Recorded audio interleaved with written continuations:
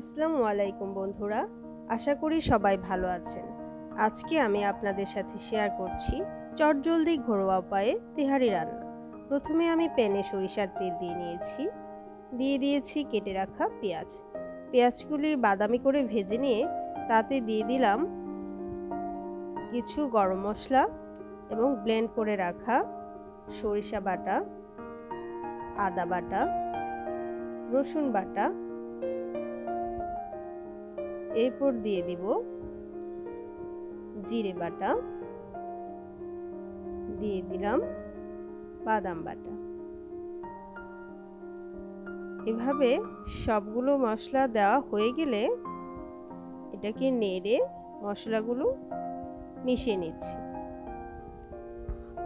মশলাগুলো মেশানোর হয়ে গেলে দেখেন উপরে তেল চলে আসছে। এবারে দিয়ে দিচ্ছি রাঁধুনি তেহারি মশলা। মশলাটা শুকিয়ে এলে দিয়ে দিলাম ফেটিয়ে রাখা টক দই, তারপর একটু পানিও দিয়ে দিলাম, দিয়ে ঢেকে দিচ্ছি। মশলাটা কিছুটা ফুটে উঠেছে, দিয়ে দিলাম লবণ, দিয়ে দিলাম ধনে গুঁড়ো, দিয়ে মশলাটাকে আবার একটু নেড়ে এভাবে কষিয়ে নিতে হবে। মশলা কষানো হয়ে গেলে উপরে তেল চলে আসবে। দেখুন তেলটা উপরে চলে এসছে, মশলাটা ফুটতে শুরু করেছে, তার মানে মশলাটা কষানো হয়ে গিয়েছে। এরপর আমি আগে থেকে কেটে ধুয়ে রাখা মাংসের টুকরাগুলো দিয়ে দিলাম। সবগুলো মাংসের টুকরা দেওয়া হয়ে গেলে আমি এটাকে মশলার সাথে এভাবে নেড়ে মিশিয়ে নিচ্ছি। এভাবে কিছুক্ষণ কষাতে হবে।